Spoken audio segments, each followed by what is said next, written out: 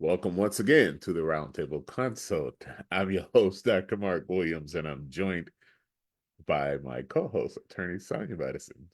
Go Balls! I was just saying, we're gonna have to apologize for the late start. Our producer apparently had too much fun last night. He's still waking up a little bit. No, your producer was on call last night and got called in too much last night. Still waking up, but hopefully Still we waking up, worked out yes. any glitches and we are actually now live. Now, I will take credit where credit is due, but I Oh, don't we know know that, you will. I We don't know. know whether that's blame or bad credit, negative credit, whatever. I don't know what happened. That was weird. So we started live a little bit and then it just went out. It probably went out while you were telling your story about reality television, and that's because the system was like, whatever, we don't need to hear what Sonya has to say. Once again, you deflected from your incompetence. Okay, so for our viewers who may not have caught it the first time, tell us again about your ventures into reality television. Well, but again, just so you guys know, we brought it up because I still have not been watching the news. And so I've been occupying my time a little bit with work and social media and in reality TV. So Married at First Sight has started. And to be fair, I really haven't watched it. I've been catching clips because I don't have Lifetime. But anyways, the one story I got is that there's a couple who the man, who I want to say is probably his early 30s, because usually that's about the age range of the people that go on the show, is still living with his parents. And the wife is having an extremely hard time. And see, for our viewers that are watching, initially when I shared this story, Mark was in such shock. Now I guess he's like, oh, I mean, living with your parents was no big deal in your 30s. The shock has worn off. But nonetheless, the wife is having a very hard time with it. And it's almost to the point where it probably will be the demise of their marriage that she can't get over this. But what are your thoughts on one? I mean, someone who is still living with their parents, but then two, also not being able to let it go, like that being a deal breaker in your marriage. In your marriage or as you're dating still? Doesn't matter. Well, they're married now. That's what it says, married Okay. at first sight. So Oh, they're you're married. married at first sight, yeah. Yeah, they're So married. it's skipping toward the dating. So the Yeah, question is yeah. whether or But not she would have that's married why him. you were joking that Sonya, you need to do it. No, no. I can't skip the dating. For their sake. For their sake. Yeah. They should not skip that. Let me tell you, any viewer who's listening who might be interested, do not skip the dating with Sonya. Do not. Even when It's if we get married, the dating phase still has to continue listen, during the there's marriage phase. so many layers to know, so many layers to uncover. How dare I want to date? Isn't that I mean, crazy? they're thick layers. They're thick layers though, but but no, I still think that again, as long as I think there's something to be said about the strategy of multiple generations living together, to be able to combine wealth. And as you said before, as long as you have a goal for it, um, maybe it's okay. But that line gets a little blurred after a while because some people think you should have already met your goal by now. And Or what is this goal? And what then the is his goal? metric keep moving. And who judges whether or not that goal is worthy or not? I guess the Well, person to whose name some is on the degree, I deed. know, right? I would say to some degree, when determining the worthiness, it does help you determine if you're compatible. I remember a friend of mine was getting on me because she felt like I was being too analytical of with the Hmm. guy that I was dating, and I was like, well, okay. Hmm. When you're dating someone, though, shouldn't that be a different lens than just a coworker or a friend on the street? I mean, should you not have a little bit more analysis on who you choose to date versus who you just choose to be an acquaintance with? You should, but sometimes you don't have to be the interrogator, I mean, Sonya the just interrogator. because I'm not asking the questions doesn't mean my brain isn't still thinking, interesting. Because again, back to your point of who determines whether or not the reason that you are living at home is a worthy reason. Well, I mean, I still should have the autonomy to decide, okay, you decide you want to do this just because it's easier than paying a mortgage. Mm. I can understand and empathize. That's not worthy enough for me, but I can understand and empathize, and we can still be acquaintances. Mm. Well, that's an interesting perspective there. I don't know. I mean, but would you even how long would you date a person, a man that you know was living at his home? Well, not to say, No, well, parents' I home, have I'm dated, sorry. I'm trying to think if I ever dated someone. I did date someone who lived at home back in my 20s. I don't know if I could do that now. But again, I have to know the reason. I have to know the reason. Um, because I mean, if your parent is ill, that makes sense. It's one thing if they're living with you versus you living with them. That is a little different. Not Um, necessarily so. They might just happen to have the bigger house or the more accommodating house, and but again, are you living there because they have a big house? That's not a worthy enough reason for me. Again, if well, you're and you living there have to to save accommodate money. more accommodating house, more accommodating for, everybody have their space. You're not running over each other or anything like that. So there are, I think, legitimate reasons for that sometimes. No. I mean, what are the reason? And then you agreed. I said depend on the reason. Depends Yeah, on the reason. So yeah, there are some legitimate ones, but there are some illegitimate ones. yeah. But I now, am. when you ask who's going to determine, I'm saying it's okay if the person who is deciding whether or not to date you determines if that is a valid reason or not for them. Well, I think staying with your parents helps to alleviate the notion of um overnight stays. At least that somehow or another That kills that dream diminishes. for That you. kills it. Yeah. Although there are Depending many on parents. There are many. It depending on the the parents. I was in college and I dated a girl, and her mother was like, "Okay, well, you can spend the night. You go on upstairs to her room." I was like, "No, ma'am, no, ma'am. I might be planning on doing some dirt, but I'm not going to do the dirt in your house while you know about it. It's not the same if you're aware." You know what parents used to say that I'd rather it happen under my house than someone else. Like, Yeah, why? So yeah, you would rather know and be disrespected? yeah. I'm not that parent. That is not my leadership style. No, no, no. It will not be. Hey, let's just get everything all out in the open. Don't keep some things from me. Let, let that be your motivation to go get out of my house. You can live how freely you want to live. I don't know how big of a motivation that is for some people. And it's like, especially when you start looking at the cost of rent, you're like, yeah, I can deal without it. If I needed to every once in a while, just go get a hotel room and I'm good. Hey, mom, I won't be home tonight. So again, you're like, hey, if you're just doing it to avoid responsibility, that's okay. Yeah. No, that's not okay. I'm just saying that's not okay. Well, I don't know. There's some people, depending on your chosen profession, it may not necessarily accommodate, independent living, like school teachers, as I start looking at it, or daycare providers, people who work in a daycare center, who live in Nashville, a place like Nashville, where the rent is sky high, the mortgages are ridiculously elevated, and I don't know how a person who makes $35,000 or even less for that matter can survive in an economy where the rent itself is $1,700 a month. I mean, that's already $18,000 of your 35. That's half of your income gone already just on rent. Not to mention tax that comes out of it, and then car note. You don't have any money left at that point. But we've already understood that this country did not like Kamala's plan for helping with the housing. So clearly they don't see it as the crisis as perhaps you do. But again, They just wanted that Trumpism. if you're doing it to save money, that's a different conversation. Or if you cannot afford it, no, that's a different conversation.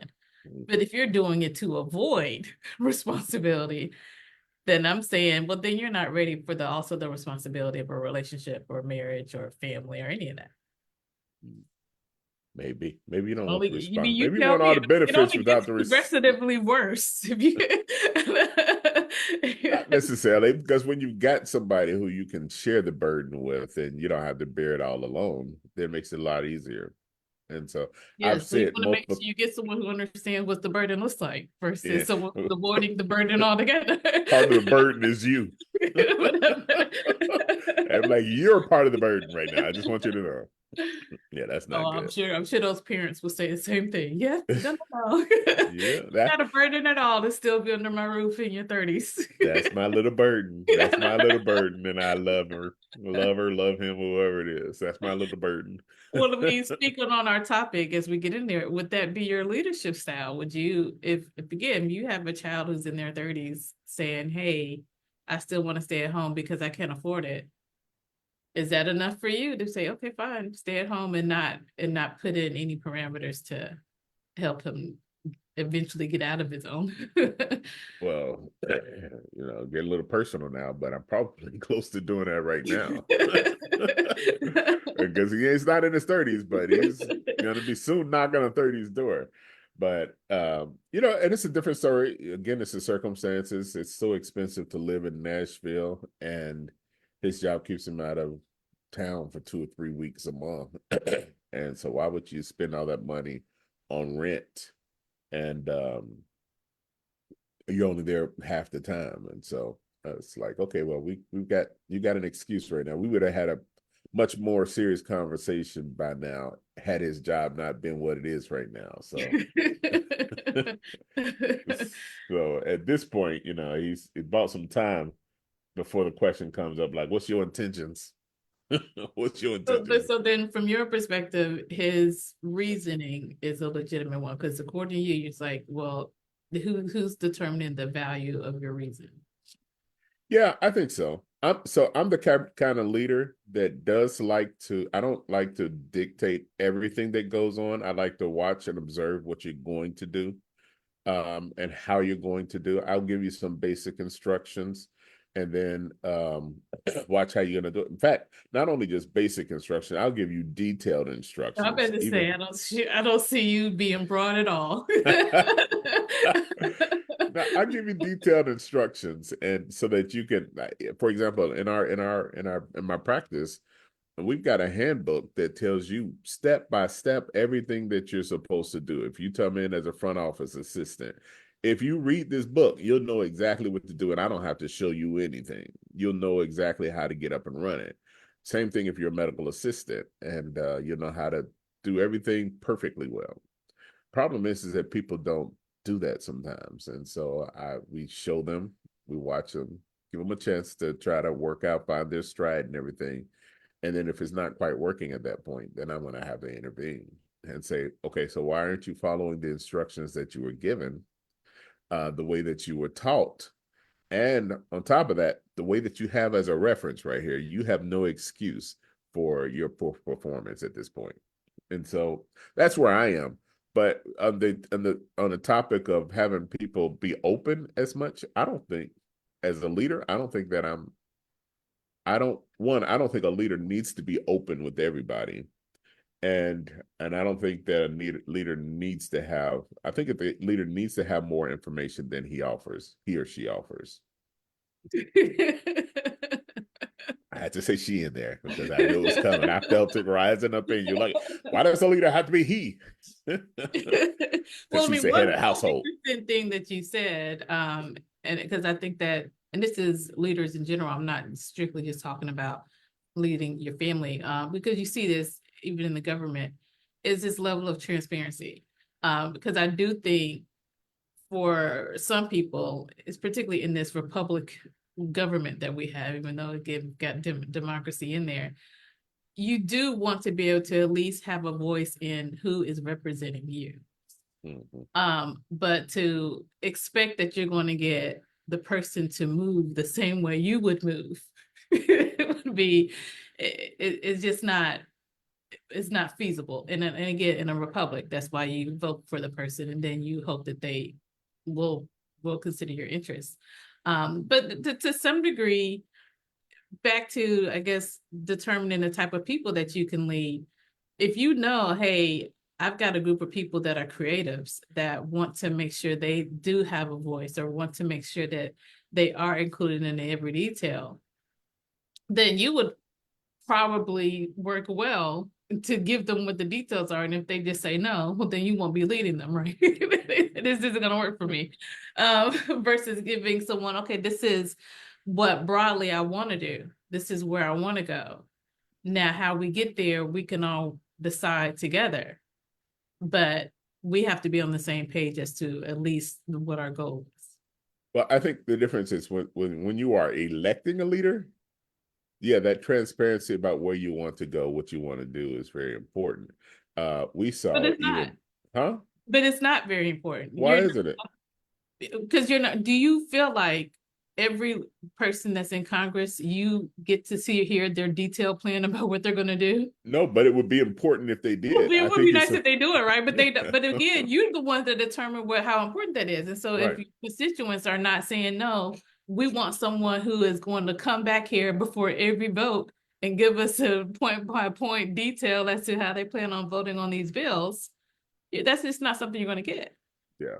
Well, I don't think we got it just recently with Donald Trump, because even before the election, it was like, oh no, Project 25 is not anything that we're gonna do. But the guy who he just nominated, his pick for the leader of the Office of Management and Budgets or something like that, OMB, is one of the co-authors of Project I mean, 2025. first of all, we talked about this repeatedly on this show, how his advisors are authors of Project 2025. Yeah, yeah.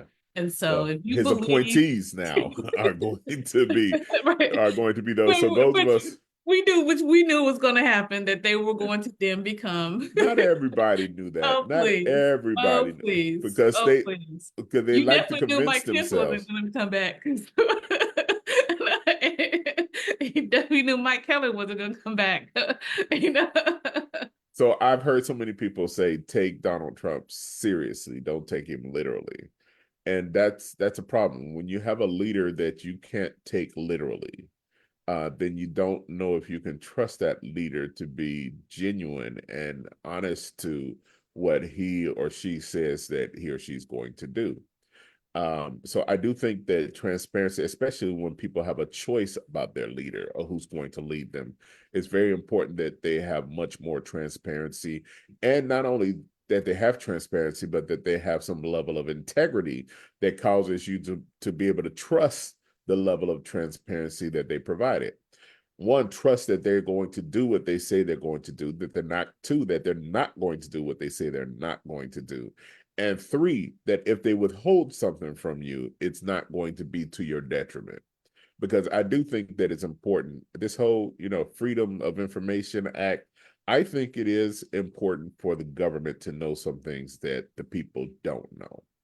And I know some people like, there's nothing that my government should know that I shouldn't. Do you know how many cuckoos we have going on around this country who, if they got information, they don't know how to interpret that information. They will misinterpret that information. And then you have misinformation circulating around. Oh, wait a minute. That's happening already, isn't it? Yeah. Okay. So I do think that it's important that the government be able to keep some things from the people. But in order for that to happen, without the people revolting, you have to have trustworthy leaders. And unfortunately, we don't have trustworthy leaders. Well, I mean, I guess for me, one, there is so much information that's available that people do not access that I don't even pay attention or even give credits to someone saying, hey, I want to have access to something that the government won't give me access to. Because again, there's plenty of stuff you have access to that you're not looking at. But that's not what you You want to just know. You want to know the stuff that they want to hide from no, the you. problem is no, because you need to know the stuff you're not looking at.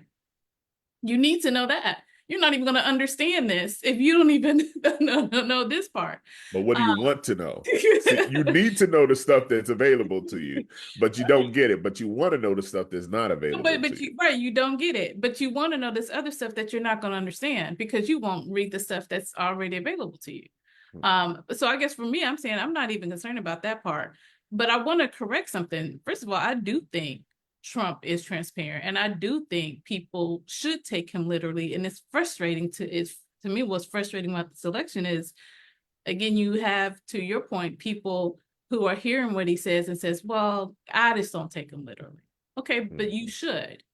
And we're seeing what's happening now is he is trying to put people in place to get mass deportation. He's been very vocal how he wants to use the military to help with mass deportation. And so why did you ignore that when he was very clear that that's what he wants to do? Tariffs, the same thing. He was very clear. This is what I want to do. Project 2025. Yeah, he was clear that, hey, I'm not writing it. But again, we watched his actions. We watched who those advisors were. So I'm frustrated that people did not take him literally. But I'm also saying that to say one of the reasons to me that made Donald Trump an effective leader isn't the fact that he was transparent, because again, I do think he was transparent, but it made him effective leader was because he knew, okay, I know what the common goal of the people that are going to follow me are. And their common goal is to hate a group. And so he even said on his before his last campaign, he had advisors saying, hey, stick to talking about the economy. Hey, stick to talking about this. And he said, no, no, no, no. I'm sticking to my playbook of 2016, which was again, then Mexicans are rapists and druggists. So now we're going to bring it to the all immigrants are the reason why you can't buy a house, or the reason why you can't run a business, or the reason why you can't have the family you want to have. So that to me was why he's effective.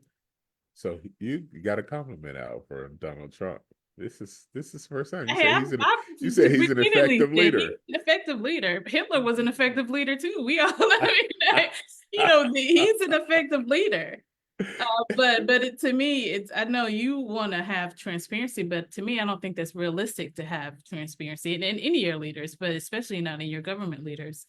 Um, but now in Oh, your I don't want to have household. it. Just get it right. I want the government to have some secrets. I think there are some things that uh the general population are incapable of handling. And that sounds a little condescending, but history proves that, we don't know how to handle some of that information. There's a reason why people get top secret clearance, and they have to go through used to get top secret clearance I was until gonna now. say now you can have 34 convictions. You're gonna get some time. I mean, can you believe that it took Matt Gaetz, people finally saying, okay, there has to be a line here for him to step aside? I mean, he was gonna get clearance as someone who is being investigated for statutory rape, among Right. other things.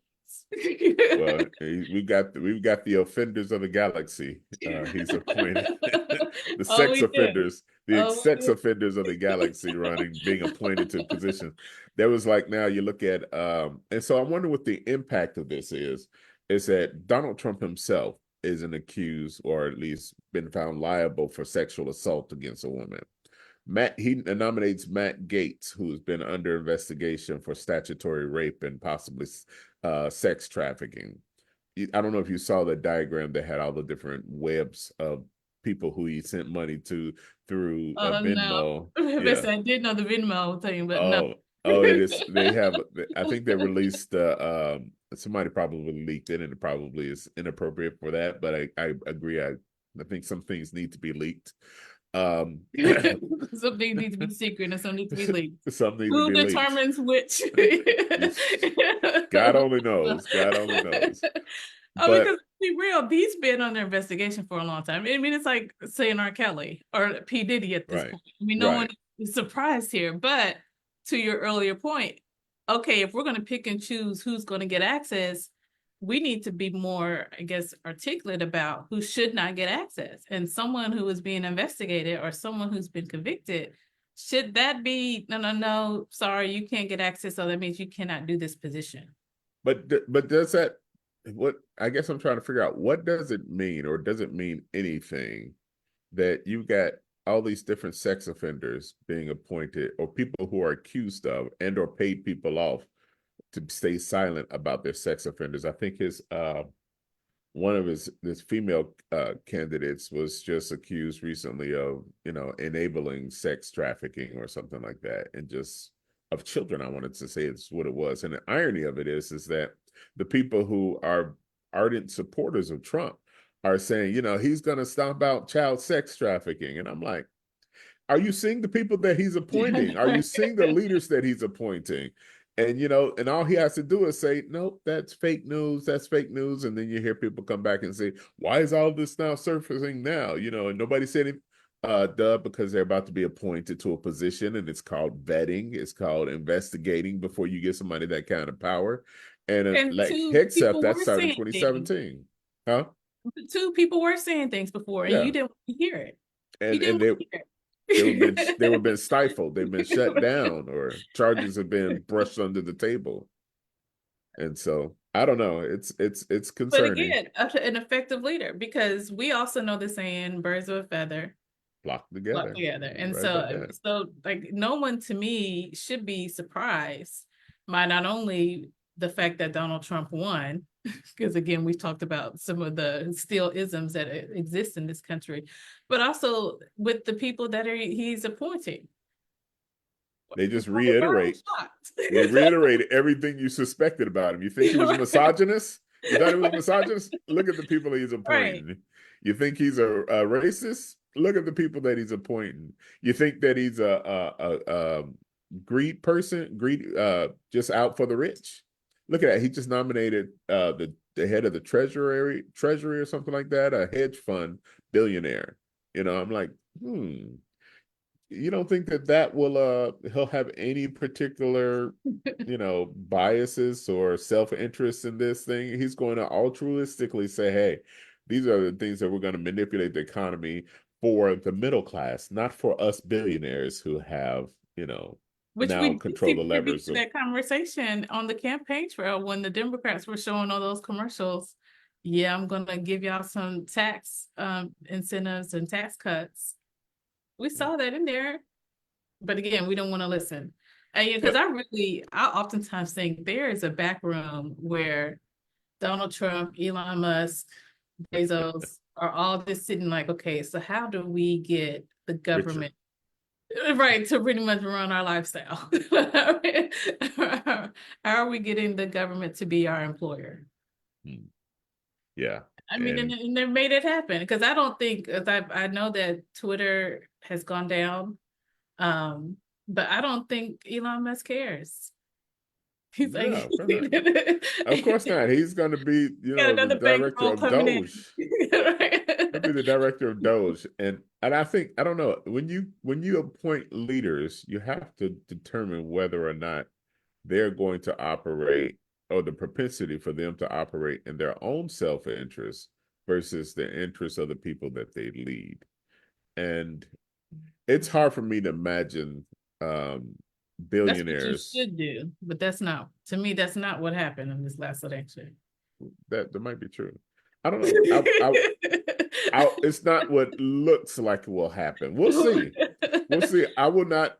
we know that Trump was trying to avoid all those convictions. We know that he was running off self-interest. It had nothing to do with the people. We know Yeah, that. but let's talk about the people that he appoints. Maybe the people that he's Oh, appointing now all of a will sudden he's have, gonna have a good heart. maybe they Let me will at have least some appoint people altruism. that may think about the people, even though I don't. Even though his last presidency, he wanted an executive order, which he did put in place to only have loyal people in certain positions. And, of course, once Biden, he removed that executive order, but still, like, we're gonna really An think executive order. What was that? it was the executive order that Trump put in place to again limit some of the positions of some of the public officials. And that's also part of Project 2025 is to again have only loyalists part of the administration. Okay. Um, so again, saying all that to say, but people didn't care. They voted for him anyways, because again, I'd rather hate someone else or blame someone else than hold myself accountable for the reason I'm in whatever economic position I'm in. Well, I think that there's a group of people who, again, still, I think Donald Trump had a wide range of appeal to a lot of different people. He appealed to the racists, he appealed to people disenchanted or disenfranchised, or people who felt like they were disenfranchised white men. He appealed also to people racist. I mean, I guess what I'm saying, people who are fearful of the browning of America. He also, but he of course appealed I to the mean, you laugh to keep evangelicals. from crying He because appealed to these evangelicals, are really people that exist. but he also got here's how I think he got some of the black people and the people of color, and that was on the economy. He got people who looked to say, hey, I'm not happy about this economy right now because I'm paying too much for bread, too much for eggs, and whatever else, and they were so upset about that they felt like they could overlook some of the other potential consequences of um, giving him power. So I think he got a lot of votes that were not for him, but against the Democrats. And all those votes that go against the Democrats and not paying attention to the fact that when you vote against the Democrats, you vote for him, you're going to find out that was probably a bad decision because the policies that he's about to implement are not going to be the policies that benefit you. I mean, But when you again, got when you're talking about what makes an effective leader, to me, what makes Donald Trump effective is he dealt with or he tapped into what people hated. And that to me, even if you're going to draw into that last part of, oh, well, I hate that I'm paying so much for groceries. Okay, yes, first of all, we all do. But again, if you're willing to put aside any accountability as to why, again, climate change is what it is, and we're going to have to dish out more money to help people, or as to why, again, we are in a recession that we should have had well beyond Biden's term, while this is a global thing and it's not limited to the country. If you're willing to put aside that what one person will do will oppress you and continue to make your grocery prices high just because you hate grocery prices. I mean, then what makes an effective leader is tapping into what people hate. the So enemy of my instead of enemy, tapping into what they potentially can do. the enemy of my enemy is my friend. And so let me ask you this question. So is not an effective leader essentially a manipulator? I know that's how you run your household. Ah, no, I'm just saying. I Well, mean, let's define manipulation a little bit because there's manipulation and there's persuasion. And what is the difference between the two? Because I think one has probably more of a positive connotation than the other.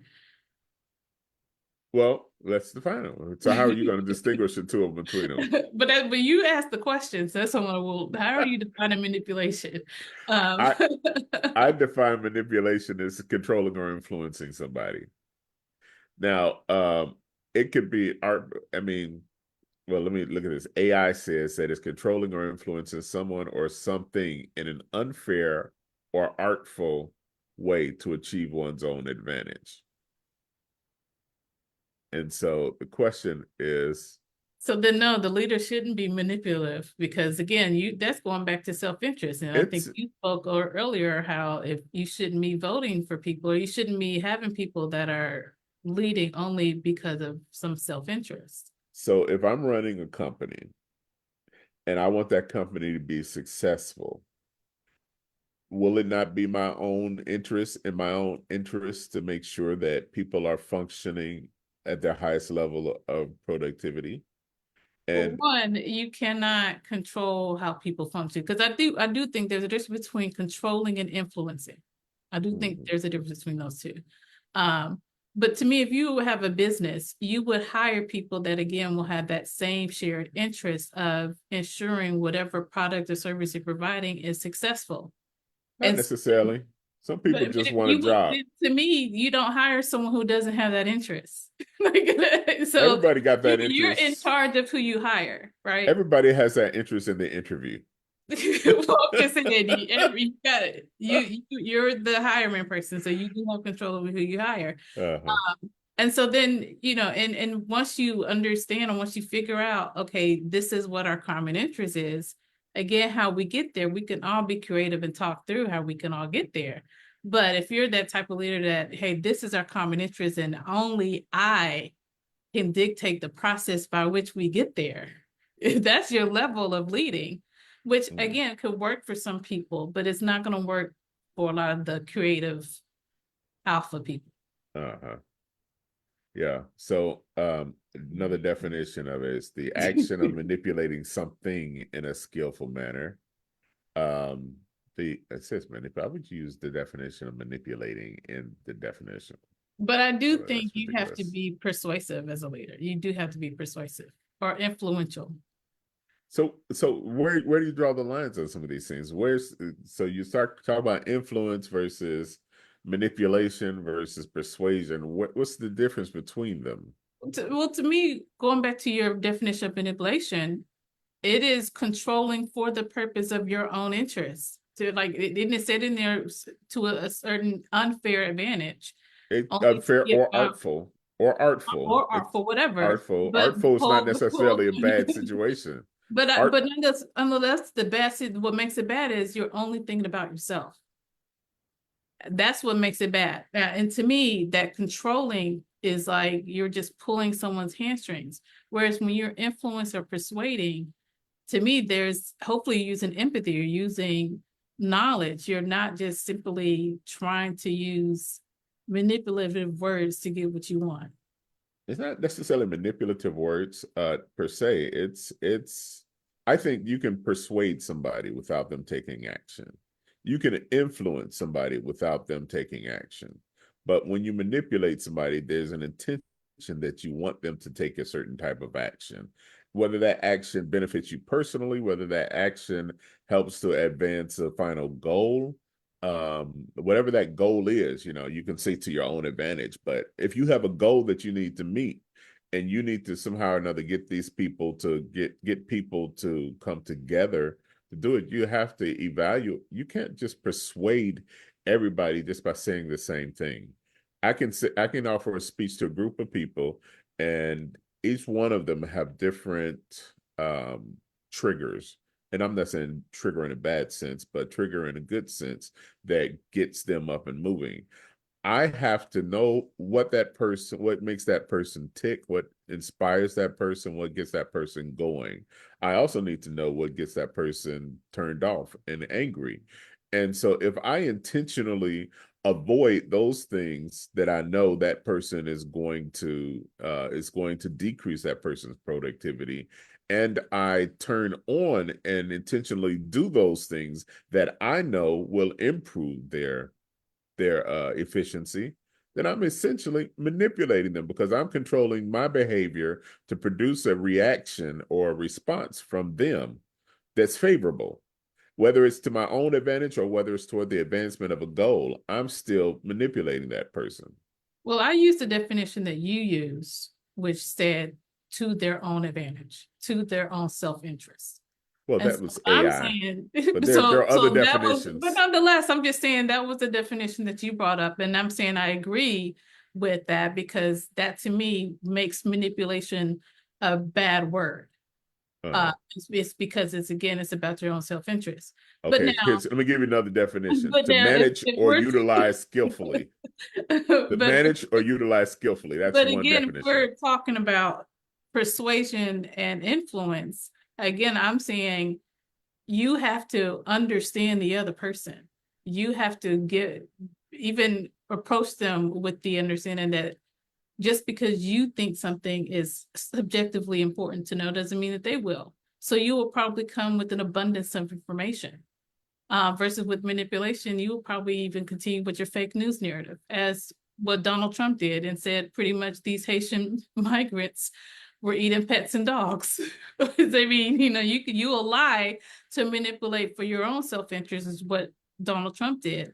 Versus when you're persuading, again, you're trying to get to this common goal of this is who we want as a leader. These are the issues we want to address, and these are the manner by which we do it.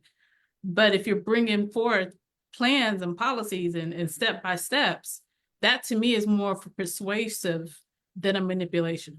So if you are a leader, you got a group of people that follow you and you persuade them. What are you going to persuade them toward? But that's if A they're goal that you following you, want, right? A if goal they're that you following want. you, hopefully they're following you because there's a common goal that you all have. exactly. Well, it's a common goal that you as a leader have that Well, hopefully you they also persuaded have them. to follow you for it. Yeah. I mean, You have otherwise to pers you just following me because I look good. I mean, you have to. There must be something about me that you considers to be an interest. yeah, I don't think that most people follow like that. I think most people have to be persuaded at some point by leaders, have to be persuaded to one, stay on goals, stay on track. You might have common goals, common interests and everything, but the responsibility eventually comes down on that leader. What happens if that person does not necessarily agree with the direction that you have? Then as a leader, you have to find ways to persuade them. And I think it's just a matter of how people perceive words, because I don't think that persuasion is much, depending on how you do the persuasion. You can just say, okay, I'm gonna take this argument A and apply it to each person uniformly and hope that each one of them get inspired by it. But the reality is that these are different individuals, and you can't persuade everybody with the same tool. So you have to uniquely and skillfully argue, adjust your persuasion to get that one particular individual on board and to keep them on board, to keep them on task. Or you also have to be open to change. You as a leader, it can't always be your way. I mean, and then I think that's also something that I think people are becoming a little bit more entitled to. You know, if we have this common goal and your way isn't getting us there, you have to then, to some degree, abandon your way. Talk to other reasons or other interests to see if perhaps, hey, they didn't like this way, but they like this way. And while I may not like that way, this way could all get us to where we all want to be. Then you might need to change your way. And that's okay too. But I think that's what makes a good leader too, is them knowing that it doesn't always have to go the way I want it to go, as long as we are all still working together to get to the same goal. Well, I don't know. It is important. I agree with you that it is important to be able to evaluate whether or not the goal you're getting to that goal, and if that goal needs to be changed. But sometimes I think your strategy to getting to that goal needs to be changed before the goal itself is changed. and Speak here's for someone who cannot be led. there's a way. There's a one thing that I'm learning is that um in my, and I hate to say this, but I'll use my office as an example. I have different people who are motivated by different things. Some people respond very well to open compliments, and some people don't need an open compliment at all. They just need a little bit of flexibility in what they do. And I'm learning the different styles of those persons, and I am stepping outside of what my normal self is. I'm not normally a very effusively complimentary type of person. Oh, I It's know. just that just doesn't come natural to me. Oh, I know.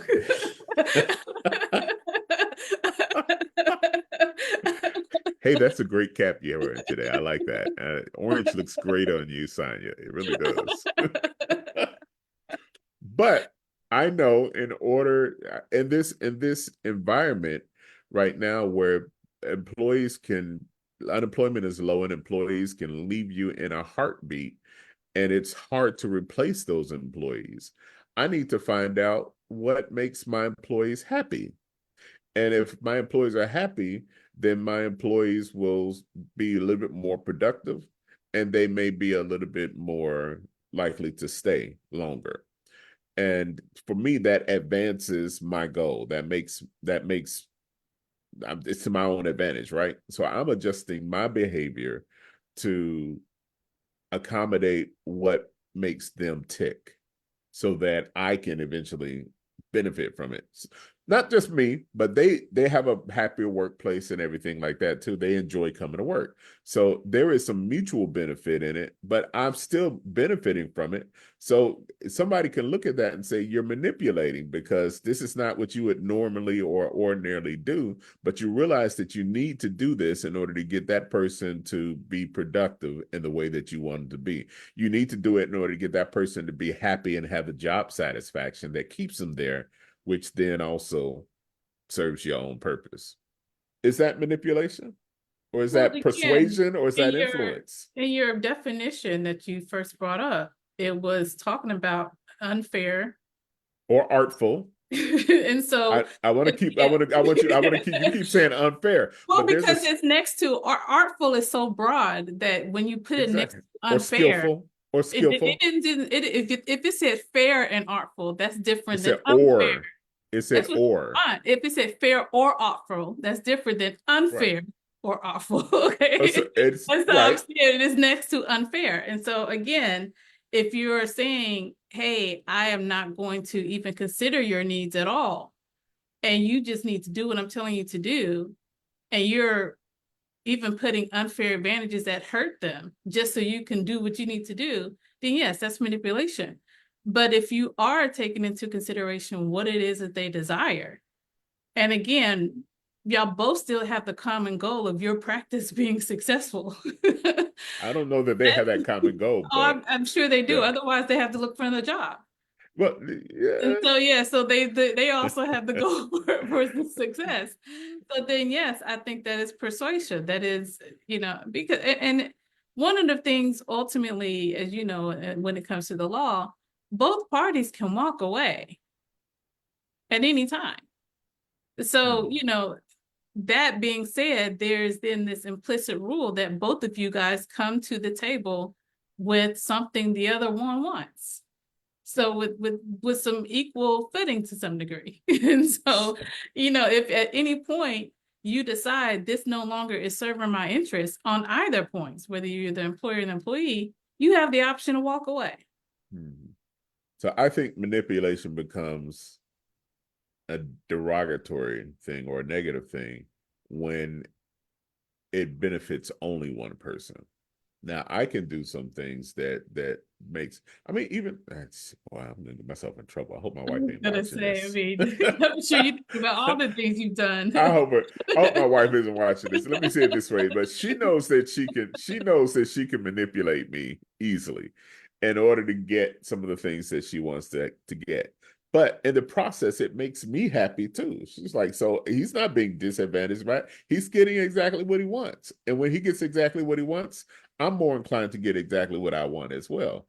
Is that manipulation? To me, yes, that's manipulation, especially if you're doing something that doesn't come natural to you, which means that you're being artful, you're skillful at doing it, and you're intentionally But doing the it. key thing that you keep missing is the other party is in complete oblivion, which makes it unfair. And to me, if you're sitting here saying, I don't even care if my wife does it, to some degree, you don't care because you know what she's doing and the reason for which she's doing it, and you are good with those reasons.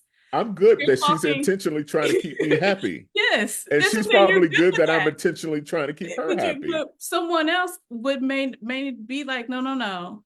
I am not good with you doing this, this, and this. to make me happy. You're right. They may see that. And so then you won't tell them. But that to me is the difference is again when you're talking about that unfair to one's own self, even if it turns out that both of you benefited from it, it doesn't change the fact that you had no desire, no empathy towards this other person. You were simply using them to get what you want, not And to make them to go with happy. you. And to make them happy. But, That but that you, but you're the one determining their happiness, not what what no, they they are determine telling you what their happiness if is. if my wife tells me that if I know she likes to have compliments, and this is just hypothetical, if I know she likes to have compliments, That's not a hypothetical. She likes to have confidence. Okay. I don't know that she gets them a lot. She gets them a lot, but that comes naturally for me. For me, Oh, for her please. to compliment my wife, that Oh, comes please, naturally. It please. does. Maybe now it comes more naturally to me complimenting my wife. it probably didn't used to come more naturally to me. Um, but but if something in a relationship, whether it's a leadership relationship, romantic relationship, or whatever, if you know that that person wants something from you that you just are not naturally inclined to do, but yet you consciously make an effort to do that because you know that that makes that person happy, that's one thing. But there's another level when you say, I know that if I make this person happy, it's going to mean that it's also going to make me happy. Then that's probably on the line of manipulation. Or And more so, I just messed up. And either I don't want to tell her, so I'll do this thing that makes her happy so she won't see that I messed up, or I'll tell her while doing this thing that makes her happy in hopes that I won't get in trouble for it. well, no, I'm talking Those, about on an ongoing basis. I'm but talking I about mean, but you keep asking those differences, and I'm saying that to me that's where the manipulation is coming in. Is you're using something that values her to again get what you want even if it as it devalues her. it doesn't devalue Yes, you. I it mean, is if you're using it, if you're if it's a using her. win-win situation, But it's not a win-win because again, she no longer either doesn't know what you that's did she, wrong. me. We're talking about me. We're talking about if That's what I she said. was doing that to me. But I'm saying Okay. if you So did that to avoid telling her you did something wrong, she does not know what you did wrong yeah, because you that's are you're talking using about this to avoid. situational. I'm just talking about on an ongoing basis how you create an environment, how you create the environment that you want to be in. We have to, I think as individuals, we have to create the environment that we want. And we have to learn the people who follow us. We have to learn the people who are around us, who are co-laborers with us in order to create the environment that we want. And so what you do is you create the environment that they like, and then you become the beneficiary of it as well. Donald Trump did exactly that. Exactly. That's he, what makes he, him a good he would have manipulator. He's a great would have manipulator. rounded up all the racists And and the reality is that he it said, probably doesn't. okay, I could get what I want through you guys. And some of the things that he supported, I know he doesn't necessarily believe in. I'm sure he doesn't necessarily I don't believe know if in. you know that. I mean, you may Well, speculate that, but I don't know if you know that. some of I don't know, but I'm sure if he's a good effective leader, he's going to seem to support some of the things that he don't necessarily support because he realized that he needs a broader coalition of people. And he may or may not necessarily believe that there should be limits on abortion or something like that, but he says, I know that if I keep going down this pathway that the ultra conservatives want, that I'm going to lose some coalitions. So I'm going to have to come out and say, this is what I believe, even though he may not necessarily believe it. I mean, Donald Trump has had how many abortions? I don't know. I Well, mean, at I this don't. point, we don't know, but throughout his life, But that's then my point. I don't think he cares. I don't think he cares about any of these policy stuff as long as he doesn't have to go to jail. You're making it seem like right. he actually cares about whether or not a person gets a certain limit to an abortion. I'm saying he don't care. No, it's the point. He's not passionate either way. But that's the difference. It's one thing to no, I do not believe that there should be a ban. It's another, I don't care. It's as long as I don't have to go to prison. Those are But two different buckets here. Okay.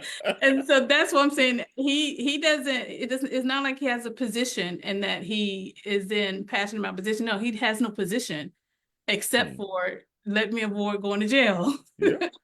And if I can do something that makes you happy, that helps prevent me from going to jail, then that's what I'm going to do. Even though it's not anything that I'm naturally inclined to do, that's manipulation. And the good thing is, again, is if both persons get what they want and both of them are happy with the outcome of that, then you're good. But if The you get difference is again, Donald Trump is going to offer for you to do something he doesn't want. Now, again, he doesn't care. So he was like, okay, I don't care about that. So yes, as long as you give folks a rally to vote for me, sure, I'll put you on this ticket. But don't make it seem like he is compromising anything because he doesn't. but He's not making a sacrifice here. whoever inspires somebody to do something that they don't want. I mean, to do something. What leader ever inspire someone to do something that the leader doesn't want. But you just sat there and said, Never. oh, a leader also is going to have to accept that he may not have to be able to do things that he doesn't want. And I'm saying, not Donald Trump, unfortunately. No, I mean you give I some agree. I agree. A good leader would recognize it is not about you, and you will sacrifice things that you want for the sake of your family, or for the sake of a church, or for the for sake of greater cause. for a greater good. Right. But For I'm greater also saying, cause. It may not be but you good either. recognize that Donald Trump is an effective leader, but that doesn't make him a good one. And I think that's one of the reasons why he's not a good one, is because he is not willing to sacrifice anything of personal interest and for any greater good. So Yeah. Well, yeah, maybe you it's the question about what are you willing to sacrifice of that in order to get it. That becomes a different story. Because yeah, I think there's an element of sacrifice that a leader must be willing to put forward. And if you're not willing to sacrifice anything, and all you want to do is just manipulate everybody just to get what you want, even if it isn't giving them a little something what they want, if your greater cause is to fulfill your need, but you're unwilling to sacrifice for it, yeah, then I can see that that's a problem for it. But if you're willing to sacrifice, if you're willing to say, okay, I can do without this in order to make you happy, to make me happy, I don't have a problem with that. I do not have manipulate me, okay? Because what I want to do, I want to be happy. I want you to do the things that I want you to do as a follower and as a leader. I want both of us to be happy, both of us to be fulfilled and moving forward.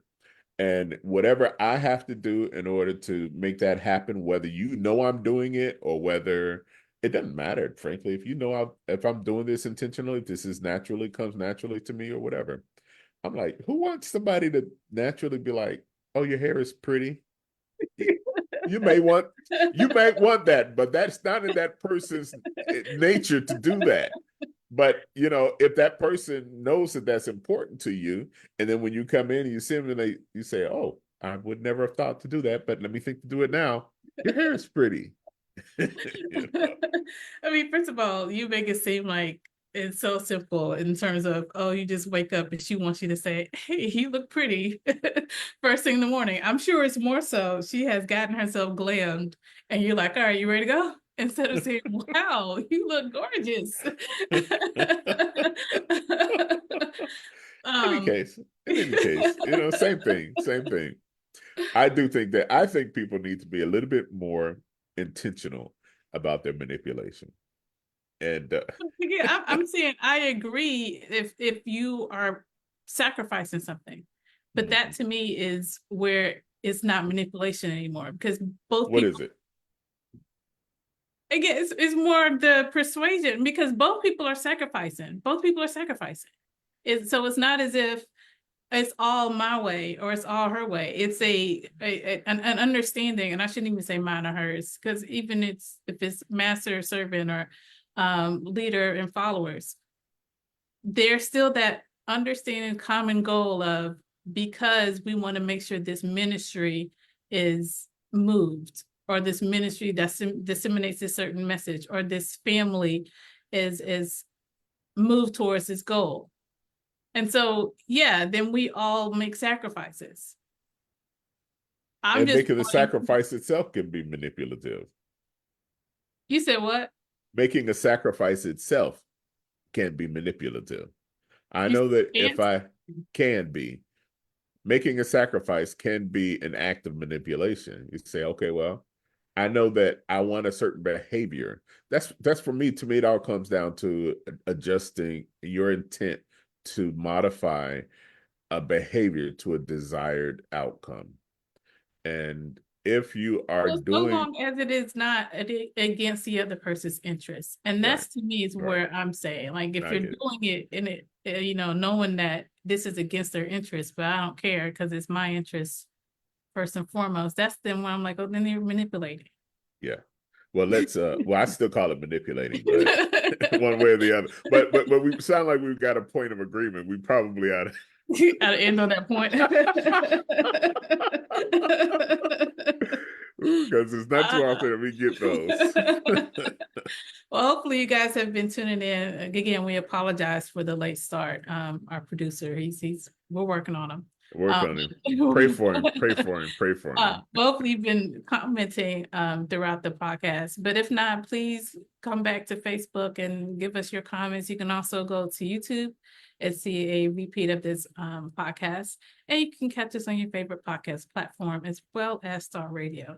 So until next Saturday, 11 a.m. Eastern time. Oh, wait a minute. Next Saturday, we may be off for Thanksgiving. You don't plan on being on for Thanksgiving? Breaking news. I know, breaking news. But until next time, have a blessed week.